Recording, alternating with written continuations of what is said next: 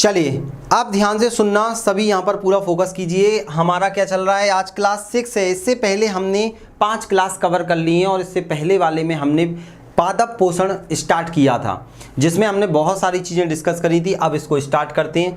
चलिए, और अगर आप कंप्लीट कोर्स लेना चाहते हैं तो 499 रुपीज़ में कंप्लीट कोर्स भी मिल रहा है, फिजिक्स केमिस्ट्री बायोलॉजी, ठीक है। 299 में बॉटनी है और साथ ही साथ आप बुक भी परचेज कर सकते हैं।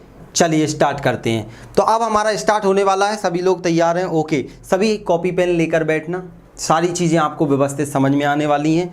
तो अभी तक हमने पादप पोषण के अंतर्गत क्या क्या पढ़ा था, तो हमने देखा था कि पादप भी पोषण करते हैं। भाई, हम जैसे खाना खाते हैं वैसे ही पेड़ पौधे भी खाना खाते हैं, तो वो उनका तरीका थोड़ा सा अलग होता है खाना खाने का। वो क्या करते हैं, जड़ों से पानी और अकार्बनिक पदार्थों को खींचते हैं, सूर्य के प्रकाश में क्या करते हैं, भोजन बनाते हैं। हम लोग घर पे खाना पकाकर खा लेते हैं क्योंकि हमें बना बनाया मिलता है, उगा उगाया मिलता है। पौधे अपना भोजन स्वयं बनाते हैं, तो ऐसे पौधों को हम क्या बोलते हैं, स्वपोषी बोलते हैं। और जो पौधे अपना भोजन नहीं बना पाते हैं उन्हें हम परपोषी बोलते हैं। तो हमने पोषण के बारे में पढ़ा था कि पौधे के द्वारा वृद्धि एवं विकास के लिए भूमि से जल एवं अकार्बनिक तत्वों को प्राप्त करने की प्रक्रिया ही क्या कहलाती है, आपकी पोषण कहलाती है। जबकि पोषक तत्व क्या थे, भूमि से जो हम अकार्बनिक पदार्थ जैसे कैल्शियम, मैग्नीशियम, आज हम उन सबको पढ़ने वाले हैं। आपके पेपर में जो जो प्रश्न आते हैं आज हम उन सभी को डिस्कस करने वाले हैं, इसलिए देखते रहिए। फिर हमने देखा पादपों में पोषण, और पादप में पोषण में हमने देखा स्वपोषी। स्वपोषी मतलब जो अपना भोजन स्वयं बनाते हैं। तो ये किस प्रक्रिया के द्वारा बनाते हैं, तो हमने बात की थी प्रकाश संश्लेषण की प्रोसेस। कौन सी प्रोसेस देखी थी, प्रकाश संश्लेषण। उम्मीद है इससे पहले वाला लेक्चर आपने देख रखा होगा। इसमें हमने देखा था प्रकाश संश्लेषण कैसे होता है, क्या होता है, सारी प्रोसेस। तो हमने देखा था प्रकाश संश्लेषण की क्रिया पौधों में दिन के समय होती है, दिन के समय, ये हमने डिस्कस किया था। तो अब आपके दिमाग में क्वेश्चन आ रहा होगा कि पौधे रात्रि में भी क्या करते हैं, प्रकाश संश्लेषण की क्रिया को करते हैं। हमने बात की थी कि प्रकाश संश्लेषण की क्रिया दिन के समय में किस भाग में होती है, हरित लवक के ग्रेना वाले भाग में होती है। किस में होती है, ग्रेना वाले भाग में होती है, ये हम डिस्कस कर चुके थे। तो अब रात्रि में भी प्रकाश संश्लेषण की क्रिया को बताने के लिए एक वैज्ञानिक आए जिनका नाम था मेल्विन कैल्विन। क्या नाम था, जल्दी से बोलो सभी लोग, जितने लोग देख रहे हैं। आज का सेशन बहुत इंपॉर्टेंट है। एप्लीकेशन पे आपने जो परचेज किया है आज उसका आपको बेनिफिट मिलने वाला है, क्योंकि वो चीज जो पूरे यूट्यूब पर आपको नहीं मिलती वो मैं आज आपको पढ़ाने वाला हूं, बिल्कुल सरल लैंग्वेज में। बस कॉपी पेन लेकर बैठना है, इसकी पीडीएफ भी मिलेगी, सब मिलेगा आपको। तो सबसे पहले हम बात करने वाले हैं कि एक वैज्ञानिक थे जिनका नाम है मेल्विन कैल्विन, अमेरिका के थे। इन्होंने बोला कि पौधे रात्रि के समय भी क्या करते हैं, प्रकाश संश्लेषण की क्रिया करते हैं। तो कैसे करते हैं, क्या करते हैं, उन्होंने एक पूरा चक्र दिया जिसे कैल्विन साइकिल या C3 साइकिल के नाम से जाना जाता है। तो चलिए प्रकाश संश्लेषण की क्रिया को ही हम आगे बढ़ाते हैं, फिर आज हम पादप पोषण को कंप्लीट करेंगे। तो आगे बढ़ते हैं। यहाँ पर मैं आपको बताता हूँ, ये है हमारा बोर्ड, और आज हम बात करते हैं कैल्विन चक्र के बारे में। किसके बारे में, कैल्विन चक्र। तो सुनना सभी लोग, कैल्विन चक्र क्या होता है। यहाँ से प्रश्न बहुत ज़्यादा निकल के आते हैं पेपर में, संविदा शिक्षक हो चाहे आपका कोई भी एग्जाम हो। कैल्विन चक्र, तो सबसे पहले पेपर में क्वेश्चन आता है कैल्विन चक्र की खोज किसने की। तो ये तो आपको याद करने वाली चीज़ है, तो आप इजीली याद कर पाओगे कि सर इसकी खोज की थी मेल्विन कैल्विन ने। किसने की थी, मेल्विन कैल्विन ने। मेल्विन कैल्विन ने इसकी खोज की थी। ये तो आपको याद करना है, तो आप याद रख लोगे। चलिए, हाँ, गुड मॉर्निंग। अब पूरा फोकस करना सभी लोग, क्योंकि आप लोगों ने रुपए दिए हैं, अब आपको पूरी ईमानदारी से पढ़ना है। दोस्त, अगर आप फोकस करोगे, मैं एक एक चीज़ आपको बताऊंगा कि पेपर में कैसी आती है, मैं क्वेश्चन आंसर्स भी कराऊंगा, बशर्ते आप सब लोगों ने मतलब 200-300 रुपये अपने जेब से निकाले हैं। देखो, रुपए लेने का मतलब ये होता है कि आप फोकस करना चालू कर देते हो। फ्री की कोई वैल्यू नहीं करता, इसीलिए बाकी इतने रुपये तो आप फेस वॉश में ही खर्च कर देते हो। तो आप सुनना, लेकिन आप फोकस करना सारी चीज़ों पर। तो इसकी खोज किसने की थी, मेल्विन कैल्विन ने। तो सर ये क्या होता है कैल्विन चक्र, क्यों जरूरी है। हमने प्रकाश संश्लेषण में पढ़ा था कि फोटोसिंथेसिस सूर्य के प्रकाश में हो रही है। मतलब दिन के समय में होती है, लेकिन प्रकाश संश्लेषण की क्रिया रात्रि के समय भी होती है। तो रात्रि के समय प्रकाश संश्लेषण की क्रिया, या फिर आप बोलोगे कि भैया अंधकार में प्रकाश संश्लेषण की क्रिया होती है, जिसे हम क्या किस चक्र के द्वारा दिखाते हैं, केल्विन चक्र। तो इसे अंधकार या अप्रकाशिक अभिक्रिया भी बोला जाता है। तो इसे क्या बोला जाता है, पेपर में क्वेश्चन आएगा तो आप बोलोगे सर इसे अंधकार, अभी सब बताऊंगा मैं सारी चीजें, अंधकार या फिर अप्रकाशिक अभिक्रिया भी बोलते हैं। अप्रकाशिक अभिक्रिया, अप्रकाशिक अभिक्रिया बोला जाता है, अभिक्रिया बोला जाता है। सर ये कहाँ होती है? तो सबसे पहले केल्विन चक्र क्या होता है, ये अंधकार मतलब रात्रि के समय होने वाली प्रक्रिया होती है पौधों में। तो किस भाग में होती है, हरित लवक में होती है। देखिए रात्रि के समय हरित लवक की मात्रा कम होती है, हम बात करेंगे सारी चीज़ों की। तो जो केल्विन चक्र होता है ये किस में होता है, तो आप बोलोगे ये सर हरित लवक वाले भाग में होता है। किस में होता है, हरित लवक। हरित लवक के अंदर मैंने आपको क्या पढ़ाया था, क्या पाया जाता है, तो आप बोलोगे सर इसके अंदर क्लोरोफिल पाया जाता है। और इसमें भी दो पार्ट होते हैं क्लोरोफिल में, हमने पढ़े थे हरित लवक में। सबसे पहले तो हरित लवक में इसके द्वारा मतलब केल्विन चक्र के द्वारा रात्रि के समय भोजन का निर्माण होता है। समय पौधों में भोजन का निर्माण होता है, पौधों में भोजन का निर्माण होता है, भोजन का निर्माण होता है। क्लियर? तो आप लोग जल्दी जल्दी जितने लोग देख रहे हैं मुझे बताओ, पेपर में क्वेश्चन आएगा रात के समय पौधे अपना भोजन बनाते हैं, ये किस चक्र के द्वारा बनाते हैं? तो आप बोलोगे केल्विन चक्र। और केल्विन चक्र को एक और नाम से जाना जाता है, इसी को बोला जाता है सी चक्र या सी साइकिल के नाम से जाना जाता है, याद रखना। या फिर आप बोल दो C3 साइकिल, क्या हो जाएगा, C3। मतलब 3 स्टेप में ये प्रोसेस चलती है, 3 स्टेप में ये प्रोसेस होती है, इसीलिए इसे केल्विन साइकिल या C3। हाँ चलिए जितने लोग जुड़ते चल रहे हैं जल्दी जल्दी अब मेरे क्वेश्चनों के आंसर दीजिए। रात्रि के समय भोजन का निर्माण पौधे के किस पार्ट्स में होता है? तो आप बोलोगे हरित लवक में होता है। और दिन के समय भी हरित लवक में होता है। सर बेवकूफ़ क्यों बना रहे हो? अरे मैं बेवकूफ़ मन नहीं बना रहा, गुस्सा मत हो, अब ध्यान से सुनना। ये देखिए हरित लवक के अंदर दिन के समय में भी बनता है और रात्रि के समय। तो ये दो भागों में प्रक्रिया होती है। एक भाग आप सभी को पता है, एक है ग्रेना। हरित लवक का एक भाग कौन सा होता है, ग्रेना या ग्रेनम भी बोल देते हैं, और एक को बोलते हैं स्ट्रोमा। यहाँ से अच्छे अच्छे क्वेश्चन निकल के आते हैं, इसलिए समझा रहा हूँ। आज पादप पोषण कंप्लीट करेंगे अपन। एक होता है स्ट्रोमा। तो दिन के समय में प्रकाश संश्लेषण की क्रिया किसमें होती है, ग्रेना में होती है। तो आप बोलोगे दिन के समय होती है, दिन के समय। और इसमें कब होती है, रात्रि के समय। स्ट्रोमा में क्या होता है, रात्रि के समय क्या होता है, भोजन का निर्माण होता है। तो बताओ दोनों में से पेपर में क्वेश्चन आएगा, हरित लवक में की ग्रेना भाग और स्ट्रोमा भाग, तो किस भाग में केल्विन चक्र की प्रक्रिया पूर्ण होती है? बताओ केल्विन चक्र की, या इसको हम केल्विन बेंसन चक्र के नाम से भी जानते हैं। याद रखना, अकेला केल्विन चक्र भी पूछ लिया जाता है और आपसे पूछा जाएगा केल्विन बेंसन चक्र। जल्दी जल्दी जितने लोग जुड़ रहे हैं मुझे आंसर दो कि केल्विन चक्र या केल्विन बेंसन चक्र किस भाग में होता है? तो आप बोलोगे स्ट्रोमा वाले भाग में होता है। तो अंधकार अप्रकाशिक अभिक्रिया बोला जाता है। यह हरित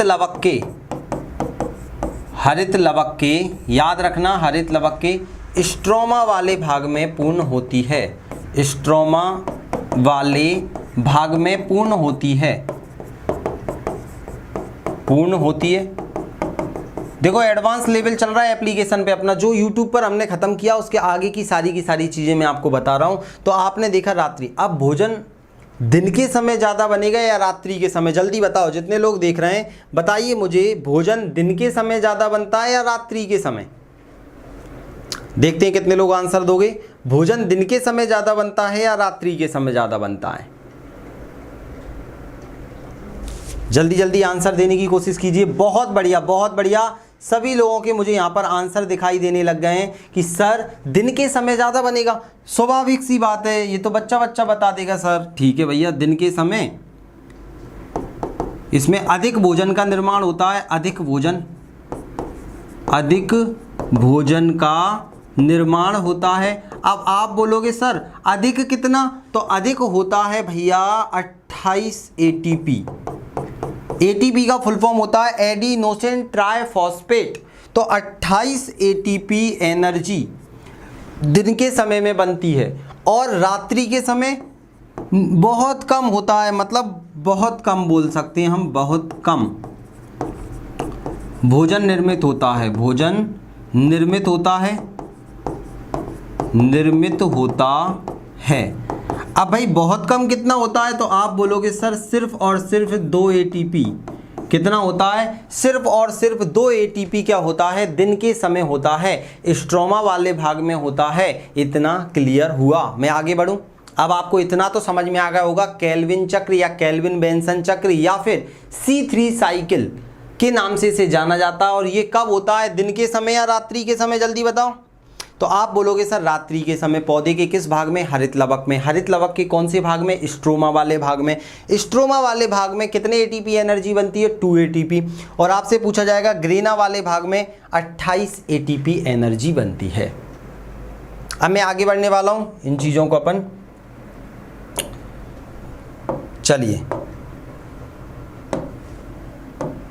चलते हैं, आगे बढ़ने वाला हूं। इतना सभी को क्लियर हो गया? आप बताते चलना क्योंकि हम सारी चीज़ों को कवर कर रहे हैं। अब देखते हैं भाई केल्विन चक्र में सर होता क्या है, केल्विन चक्र कैसे काम करता है। तो अब देखिए,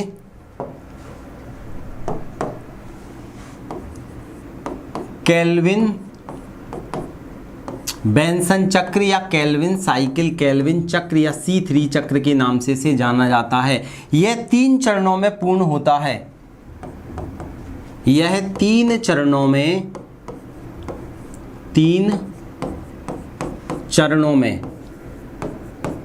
पूर्ण होता है।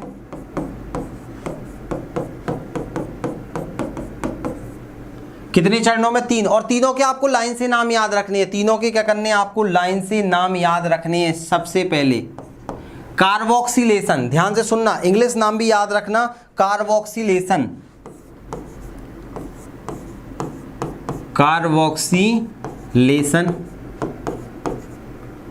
ठीक है, हिंदी नाम क्या जाएगा? कार्बोक्सिलीकरण, कार्बोक्सीकरण या कार्बोक्सिलीकरण।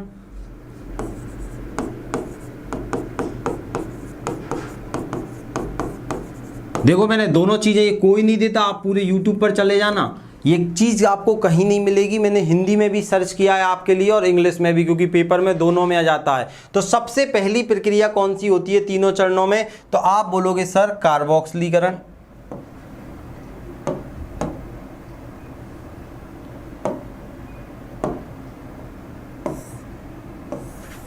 ठीक है, इसको मैं उठा के यहाँ रख देता हूँ। अभी ये इंपॉर्टेंट है क्योंकि अभी हाल हम देखेंगे, इतने इधर इधर कर देते हैं अपन इसको हल्का सा। ठीक है, दिख रहा है ना? चलिए, कार्बोक्सिलेशन हो जाएगा, कार्बोक्सिलीकरण आ जाएगा आपका। दूसरा कौन सा जाएगा? तो आप बोलोगे सर दूसरा आ जाएगा रिडक्शन, अपचयन। क्या जाएगा? रिडक्शन, अपचयन। क्या होता है अभी मैं आपको सब बताऊंगा, इसलिए ध्यान से समझते चलना। अपचयन। और तीसरी प्रोसेस क्या होती है? रीजनरेशन।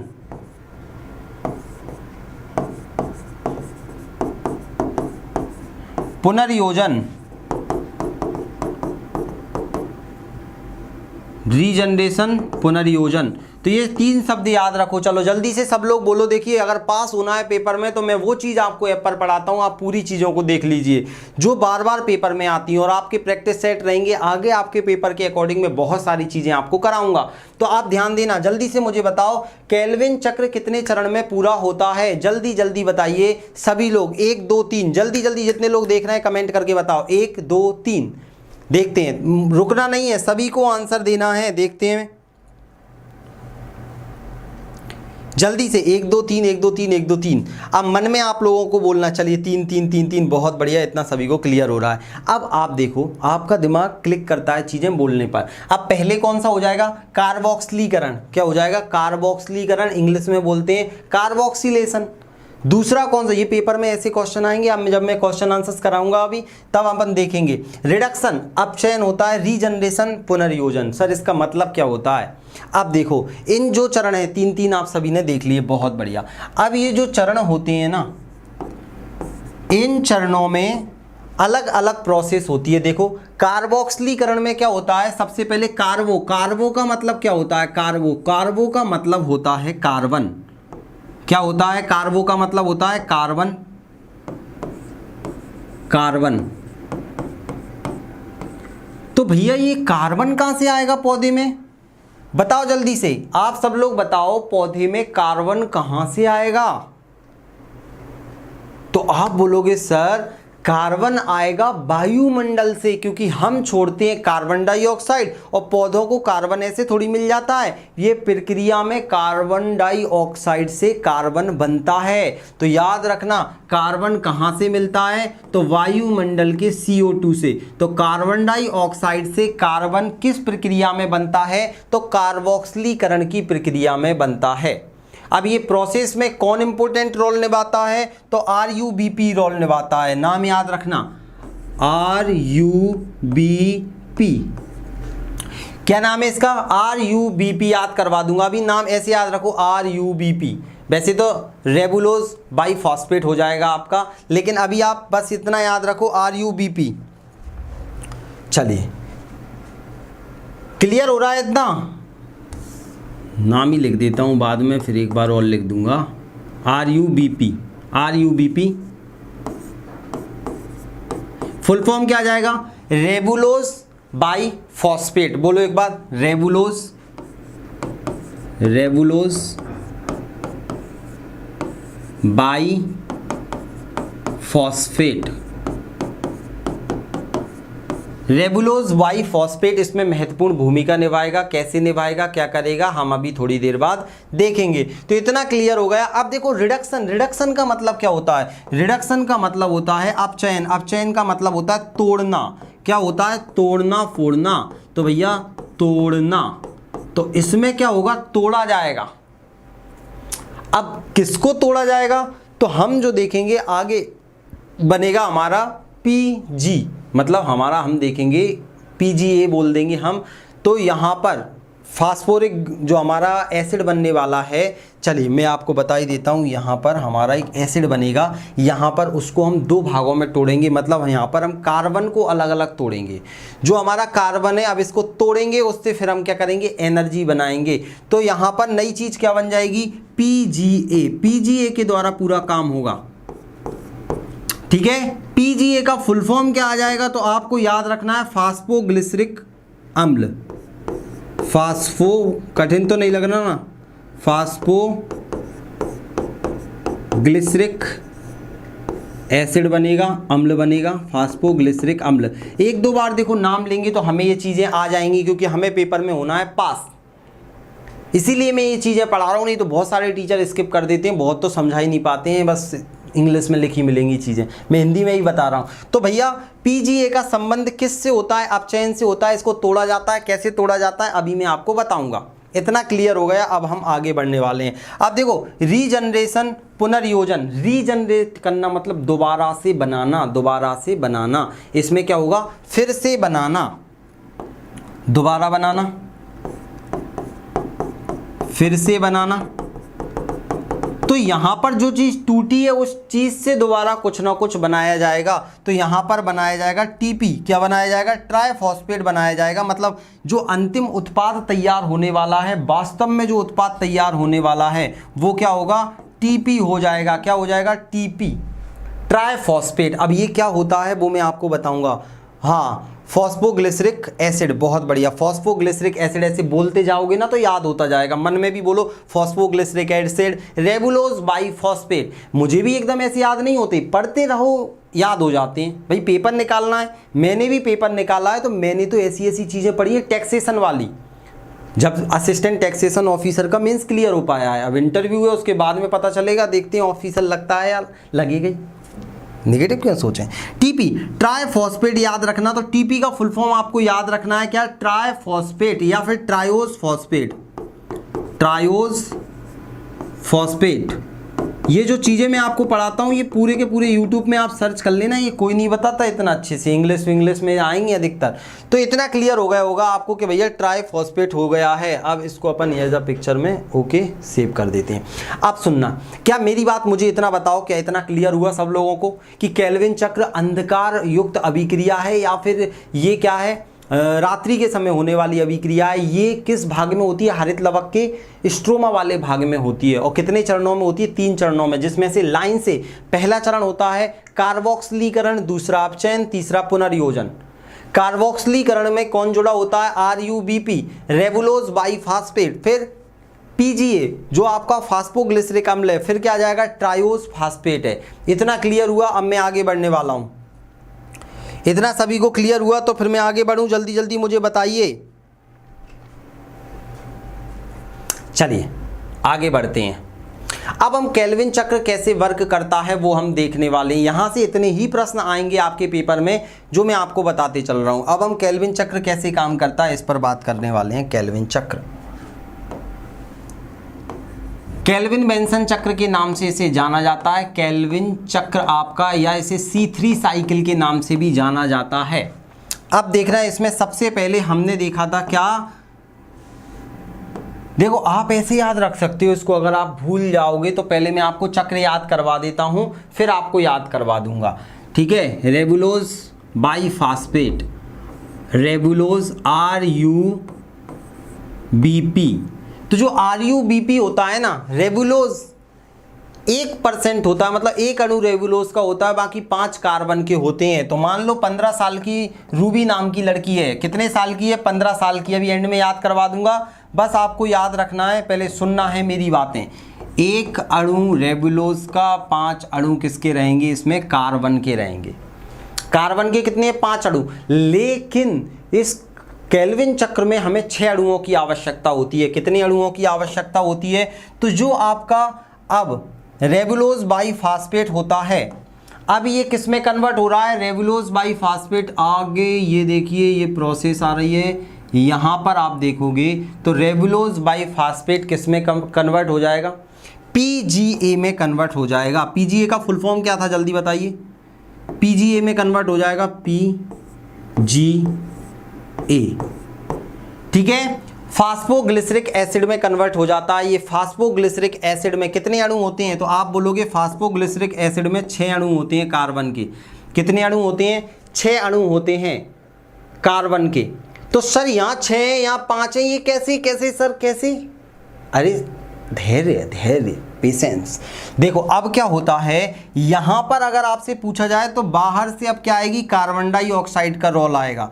किसका रोल आने वाला है, कार्बन डाइऑक्साइड। ये बाहर से वायुमंडल से क्या करेंगे, हम कार्बन डाइऑक्साइड लेंगे। यहां पर जो CO2 है, CO2, कार्बन डाइऑक्साइड कहां से आएगी, वायुमंडल से, वायुमंडल से।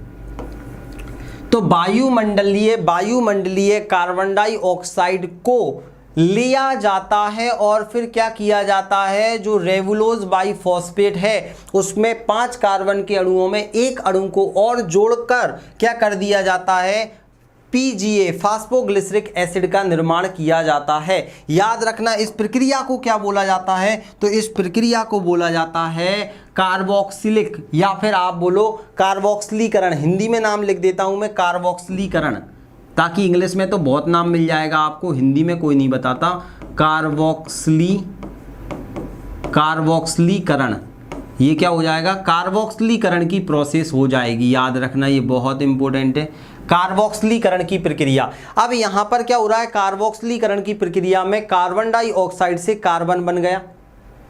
अब जो हमारा नेक्स्ट स्टेप आने वाला है, जो PGA बना है, ये PGA ध्यान से सुनना, पेपर में क्वेश्चन आता है कि ये क्या है, तो ये प्रथम उत्पाद है।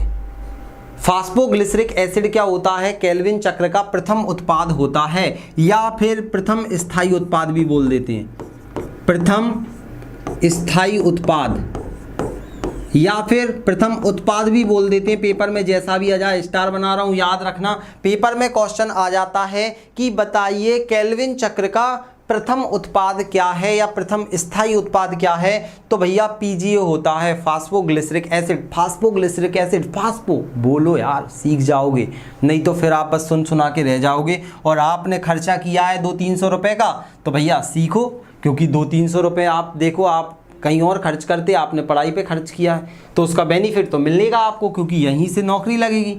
तो अब देखो, अब ये पीजीए के बाद में अब यहाँ से सेकंड प्रोसेस हमारी चालू होती है। सेकंड प्रोसेस कौन सी होगी, तो अब हम क्या करेंगे, रिडक्शन करेंगे, अपचयन करेंगे। क्या करेंगे, अपचयन। अपचयन की प्रक्रिया चालू होगी। अब इसको क्या होगा, पीजीए को तोड़ा जाएगा।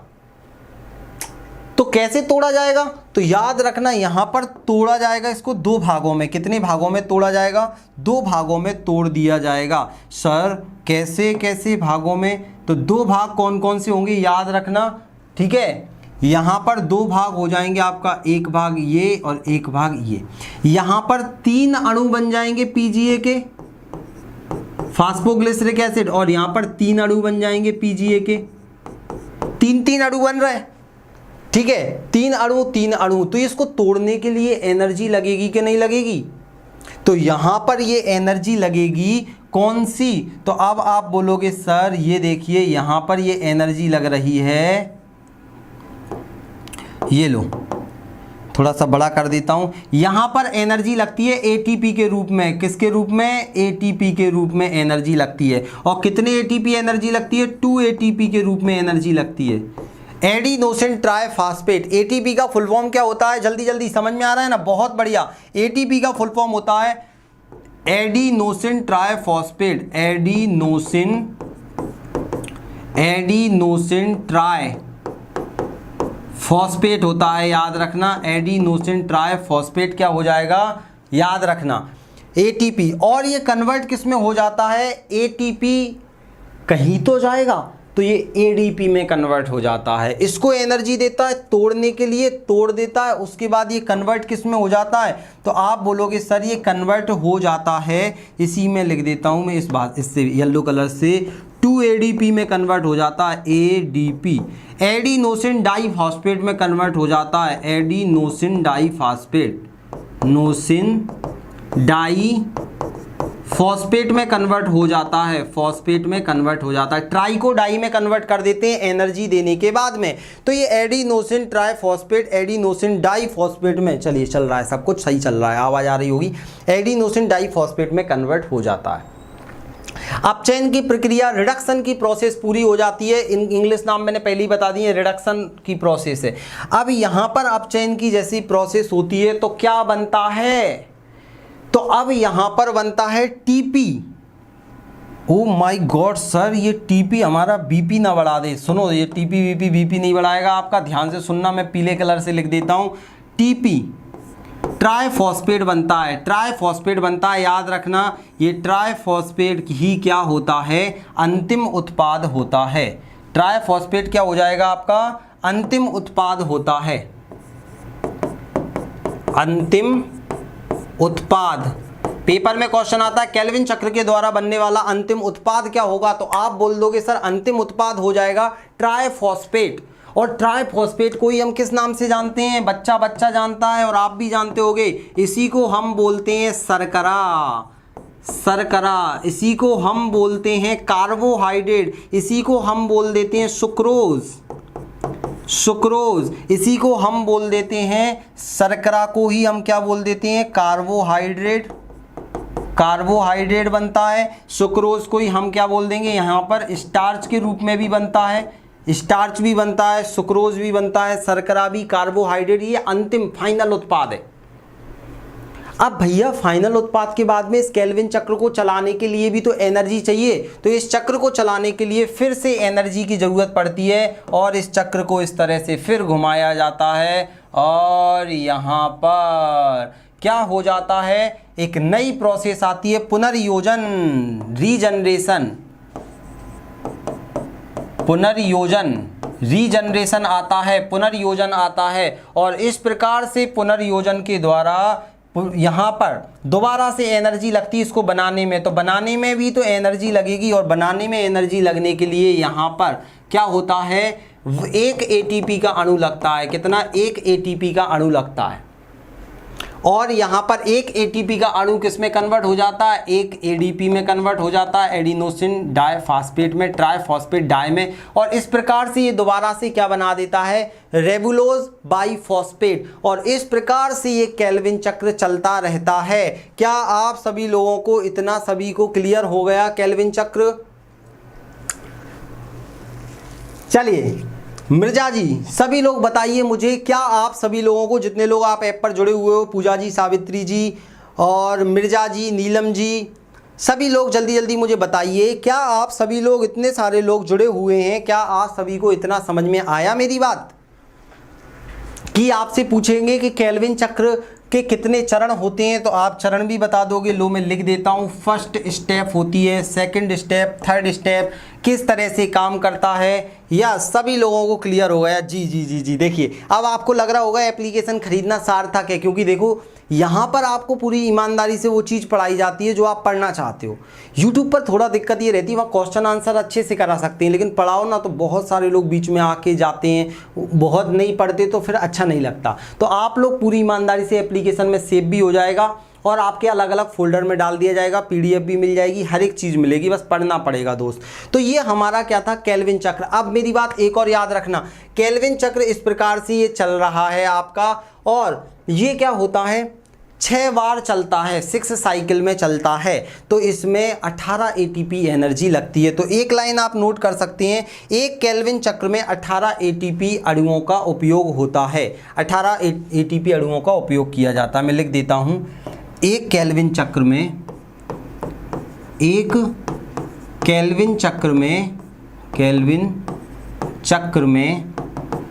18 एटीपी अणुओं का उपयोग होता है, अणु का उपयोग होता है। ठीक है, इतना आपको याद रखना है। तीछिंग 18, 3 2 और 1 3 और तीछिंग 18, तो एक पूरा का पूरा 6 चरणों में होता है। इतना आप सभी को क्लियर हो गया। अब मैं आगे बढ़ने वाला हूं और यहां से जितने प्रश्न बनते हैं वो मैंने आपको कवर करा दिए हैं। चलिए चलें आगे। अब सुनना मेरी बात, चलो मैं यहाँ पर आपको ले चलता हूँ। हमने इस प्रकार से देखा कि प्रकाश संश्लेषण की क्रिया दिन के समय में भी हो रही है, रात्रि के समय में भी हो रही है, और ये C3 पौधे जितने भी रहते हैं, C3 साइकिल जितने भी 90% पौधे C3 होते हैं, मतलब रात्रि के समय भी ये सारी की सारी प्रक्रियाएँ करते हैं। तो केल्विन बेंसन इनको मेल्विन केल्विन ने खोजा था, और इनके साथ ही सहयोगी भी थे बहुत सारे, उनको भी क्या मिल गया? नोबेल पुरस्कार मिल गया था। इतना याद रखना। और यहाँ से प्रश्न आते हैं। अब देखिए पादप हम कौन सा पढ़ रहे हैं? स्वपोषी।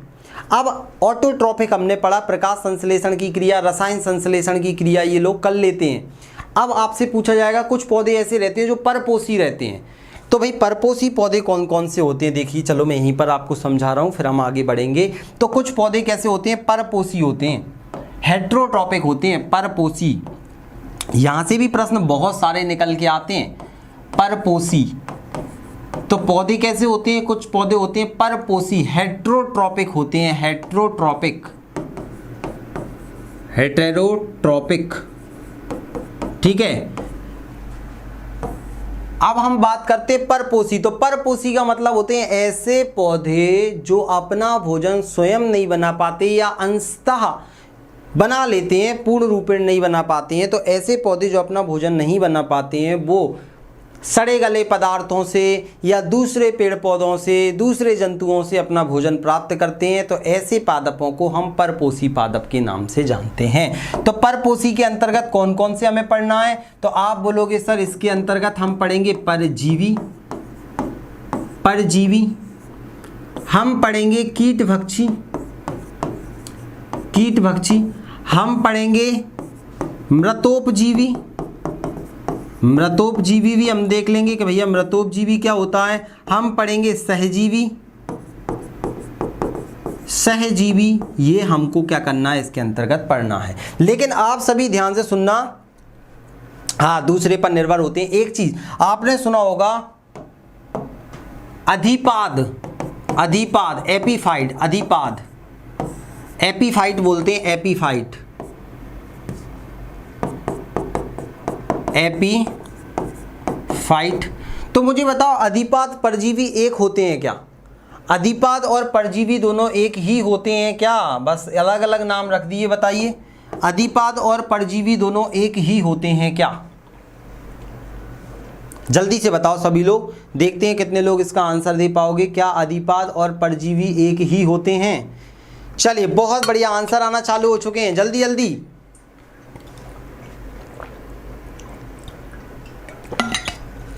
नहीं पता तो मैं सिखाऊंगा, आप सीखने आए, लेकिन आंसर दो। चलिए, नहीं सर, नहीं नहीं नहीं नहीं, बहुत बढ़िया। देखिए, बिल्कुल राइट आंसर दिया है। आपसे पूछा जाएगा अधिपाद। अधिपाद का मतलब होता है ऐसे पौधे जो अपना भोजन स्वयं बना लेते हैं, लेकिन ये इतने मुलायम होते हैं कि दूसरे का सहारा लेते हैं जीवित रहने, मतलब आगे बढ़ने के लिए। तो दूसरों का सहारा लेते हैं, सहारा लेते हैं आगे वृद्धि करने के लिए, आगे बढ़ने के लिए, वृद्धि करने के लिए, खाना स्वयं बनाते हैं, भोजन स्वयं बनाते हैं, भोजन स्वयं बनाते हैं, याद रखना, स्वयं बनाते हैं। जैसे आपने बेल वगैरह देखी होंगी, बहुत सारी बेल, जैसे अंगूर, लौकी, तुरैया, ये सब क्या होते हैं? अधिपाद होते हैं, एपीफाइट होते हैं, दूसरे पर निर्भर करते हैं। लेकिन परजीवी का मतलब होता है ऐसे पौधे जो अपना भोजन दूसरों से प्राप्त करते हैं, भोजन अन्य पौधों से प्राप्त करते हैं, अन्य पौधों से क्या करते हैं? प्राप्त करते हैं। अभी मैं लिखा हुआ सब दिखाऊंगा। तो परजीवी क्या होते हैं? ऐसे पौधे जो अन्य पौधों पर निर्भर होते हैं, उन पर अपनी चूसक जड़ें, चूसक मतलब इनके अंदर सकिंग रूट्स रहती हैं, सकिंग तना रहता है, स्टेम, वो दूसरे पौधे के अंदर डालकर क्या कर लेते हैं? उसका पोषण खींच लेते हैं। तो ऐसे पौधे जो दूसरे पौधों से अपना भोजन प्राप्त करते हैं, वो क्या कहलाते हैं? परजीवी कहलाते हैं। जैसे अमर बेल बिन मूल की प्रतिपादक है ताही। अमर बेल मतलब आपने देखा होगा, एक पीले पीले कलर की पूरे में छा जाती है, लंबी लंबी सी, पतली पतली सी क्या होती है? तना टाइप का रहता है। आपने आपके गांव में देखा होगा, हीस वगैरह बोलते हैं ना, कांटे वाला एक पेड़ होता है, या बमूरा एक पेड़ होता है जिसके चारों ओर ये छा जाता है, बेर वगैरह उस पे भी ये छाई जाती है, आपने देखा होगा। तो ये परजीवी होते हैं। क्लियर? इसको पोषण दूसरे पेड़ पौधों से मिलता है। अब अभी मैं लिखा हुआ अभी सब दिखाऊंगा। अब कीटभक्षी क्या होते हैं? कीटभक्षी तो ऐसे पौधे, सर ये कीड़े खाते हैं? हाँ, ऐसे पौधे जो दूसरे जीवों को खाते हैं, जंतुओं को खाते हैं, नरभक्षी भी बोल देते हैं, मतलब कीटों को खाते हैं अधिकतर। तो ये सर ये कीड़ों को क्यों खाते हैं यार? देखो, इसलिए खाते हैं कि ऐसी जगह जहाँ पर नाइट्रोजन का अभाव होता है, और पौधों को नाइट्रोजन बहुत ज़रूरी होता है, क्योंकि वो उनके शरीर के अंदर प्रोटीन बनाकर पूरी बॉडी की ओवरऑल ग्रोथ कराता है। प्रोटीन नाइट्रोजन से प्रोटीन बनेगा। तो जहां पर नाइट्रोजन का अभाव होता है वहां पर कीटभक्षी पौधे होते हैं। तो नाइट्रोजन की पूर्ति के लिए क्या करते हैं? नाइट्रोजन की पूर्ति के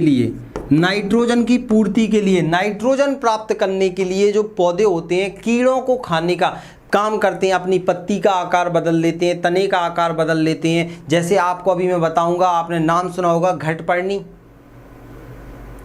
पिचर प्लांट, अभी हम देखेंगे ड्रोसेरा। तो अलग अलग पौधे रहते हैं जो कीड़ों को अपने अंदर डालकर उसका रस चूस लेते हैं, उनसे नाइट्रोजन प्राप्त कर लेते हैं। बाकी प्रकाश संश्लेषण तो इनमें होता ही होता है, लेकिन नाइट्रोजन की कमी के कारण ये कीड़ों का भक्षण करते हैं। क्लियर?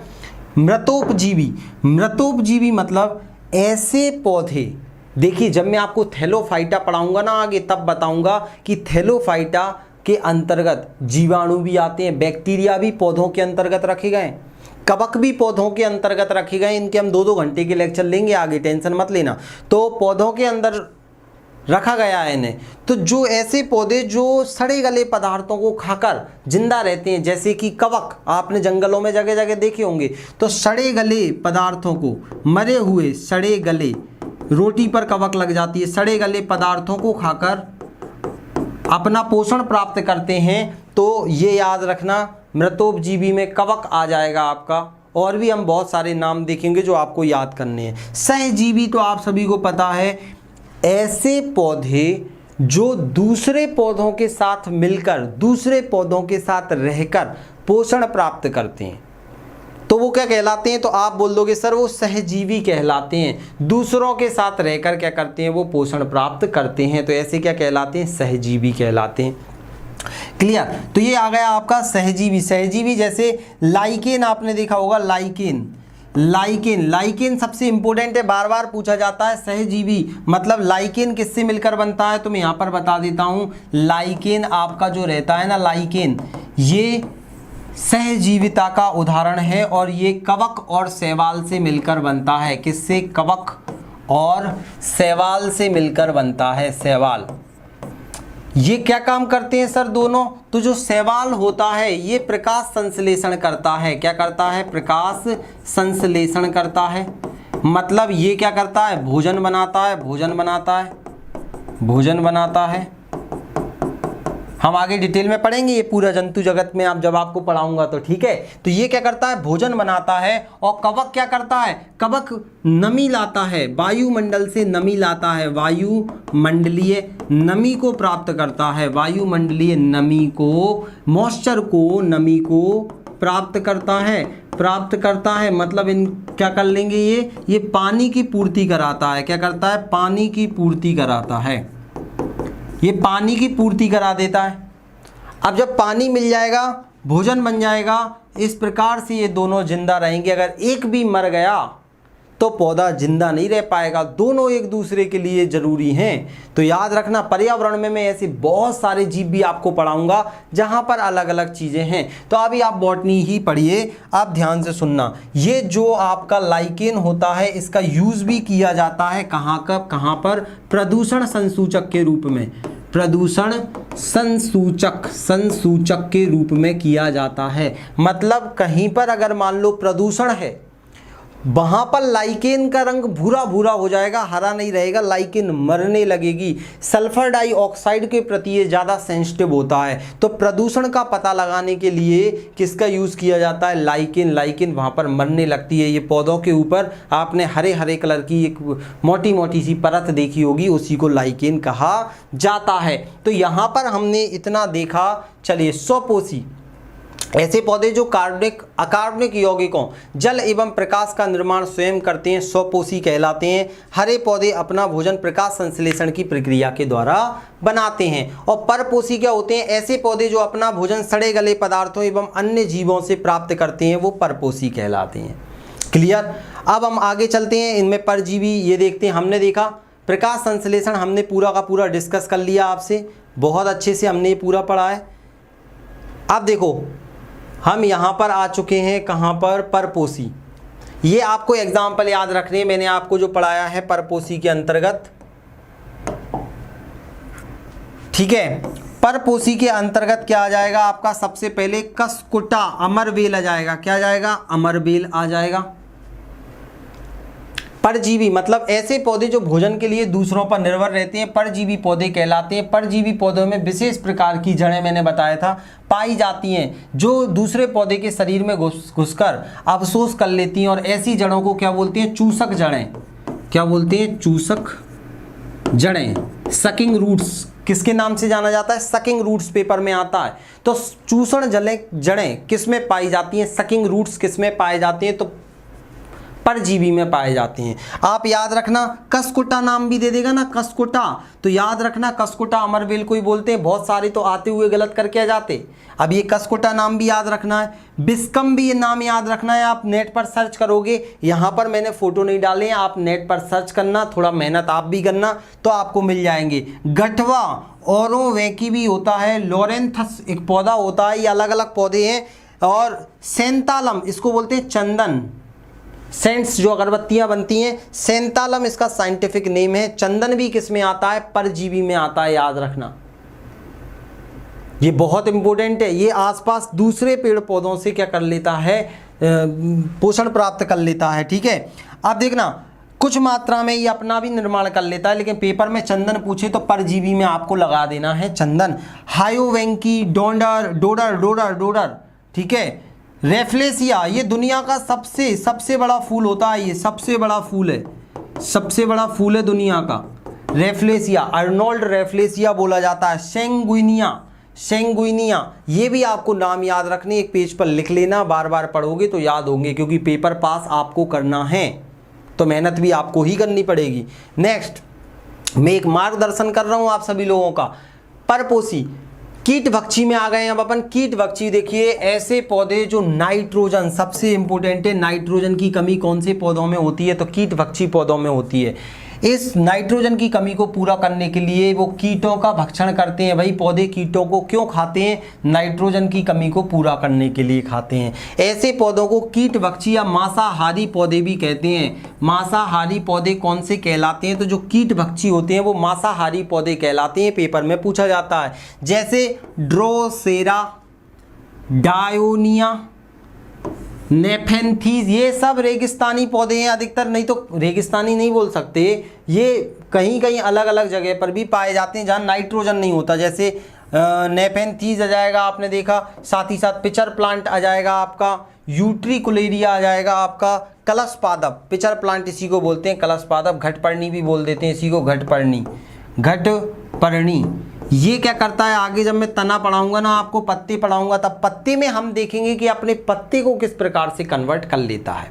तो पूरी बॉटनी में एक एक चीज आपको क्लियर होती जाएगी, आप टेंशन मत लीजिए। तो इतना आप सभी को क्लियर हो गया होगा, कीटभक्षी, कुछ पौधों में नाइट्रोजन की कमी पाई जाती है, इतना हो गया। कलश पादप, घटपर्णी हो गया आपका। नेक्स्ट चलते हैं, अब आता है मृतजीवी। ऐसे पौधे जो सड़े गले पदार्थों पर निर्भर होते हैं। देखिए, ऐसे पौधे जो सड़े गले पदार्थ, पेपर में आएगा, सड़े गले पदार्थों पर कौन से निर्भर होते हैं, तो सड़े गले पदार्थों से भोजन का ग्रहण करते हैं, मृतजीवी पौधे कहलाते हैं। ये पौधे भोज्य पदार्थ पर एंजाइम का स्राव करते हैं। क्या करते हैं, इनके शरीर से एंजाइम निकलता है जो भोज्य पदार्थों पर जाता है और उसे घुलनशील बना देते हैं, फिर उसका अवशोषण करते हैं। मतलब उसको एक एंजाइम को छिड़क कर घुलनशील बना देते हैं, फिर उसका पोषण करते हैं। कौन कौन आएंगे, पोलीपेरस, मशरूम, कुकरमुत्ता बोलते हैं, ईस्ट, कवक भी इसी में आएगा, म्यूकस और राइजोपस। तो ये सारे के सारे आपको नाम याद रखने हैं, राइजोपस, म्यूकस, आपका ईस्ट, कवक आ जाएगा, मशरूम, पोलीफेरस। तो ये सब मृतोपजीवी के अंदर आते हैं, और कवक भी पौधा है, मशरूम भी पौधा है, याद रखना, ये पेपर में पूछा जाता है। आगे बढ़ते हैं भाई, सहजीवी पौधे क्या होते हैं, ऐसे दो पौधे जो साथ साथ रहकर जीवन यापन करते हैं उन्हें सहजीवी पौधे बोलते हैं। क्या बोला जाता है, सहजीवी पौधे बोलते हैं। जैसे लाइकेन, लाइकेन में शैवाल और कवक साथ साथ रहते हैं। कवक वायुमंडल की नमी को अवशोषित करता है और शैवाल प्रकाश संश्लेषण से भोजन बनाता है। क्या इतना आप सभी लोगों को क्लियर हुआ कि पादपों में पोषण कैसे होता है।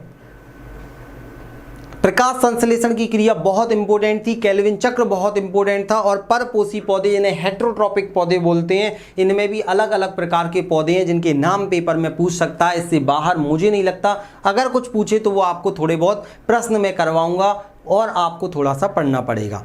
क्या इतना क्लियर हुआ सभी लोगों को, जल्दी बताइए। अब सबसे इंपॉर्टेंट टॉपिक शुरू होगा हमारा, पादप में पोषक तत्व। याद रखना, पादप में पोषक तत्व वाला टॉपिक हम कल कवर कर लेंगे। पादप में पोषक तत्व वाला टॉपिक हम कल कवर कर लेंगे, चलेगा क्या, जल्दी से बताइए। और इसके हम पूरे के पूरे प्रश्न, जितने भी इसके प्रश्न हैं, ध्यान से सुनना, वो हम क्या करेंगे, आज शाम को डिस्कस करेंगे। तो आज शाम वाली YouTube पर भी रहेगी क्लास, उसको मिस मत करना। YouTube वाली पर जितने प्रश्न यहाँ से आते हैं, देखो आपको मैंने अभी पोषक तत्व नहीं पढ़ाया, फिर भी वहाँ से क्वेश्चन डालूंगा, ताकि आप कल वाली क्लास अटेंड करोगे तो आपको पता लगेगा यार पोषक तत्व से भी क्वेश्चन ऐसे ऐसे आते हैं। तो और आप अगर पूरे डिटेल में पढ़ना चाहें तो ये बुक मिल जाएगी YouTube पर, जो भी क्लास देखेगा ये बाद में। तो मैं आपको बता दूं कि हमारा कोर्स 499 रुपये में कल हो जाएगा, आज वो 399 में मिल रहा है। इसमें आपको देखो फिजिक्स, केमिस्ट्री, बायोलॉजी, बॉटनी भी मिल रही है, साथ ही साथ पर्यावरण भी मिल रहा है। मतलब पूरा साइंस में जो जो चीज़ें आती हैं वो पूरा, ब्रह्मांड वाला टॉपिक भी यहाँ पर मिलेगा, तो आपको पूरा साइंस में कवर हो जाएगा। अगर आप अकेला बॉटनी लेना चाहते हैं, आज 199 का है, कल से ये 299 का हो जाएगा। तो ये आप याद रखना, इसमें कंप्लीट बॉटनी कवर कराई जाएगी, एक एक चीज़। कितने ही लेक्चर हो जाएं, लेकिन हम पूरे प्यार से, ईमानदारी से MCQ और PDF आपको सभी मिलती जाएंगी आपके इसी चैनल पर। मतलब वो आपका ये YouTube पर ही मिल जाए, YouTube पर नहीं मिलेगा, मैं क्या बोल रहा हूँ, एप्लीकेशन पर। और ये आपने देख लिया, चलिए तो अब हमारे जो महत्वपूर्ण प्रश्न हैं वो हम शाम को करेंगे। तो आप सभी लोगों से होगी शाम को मुलाकात।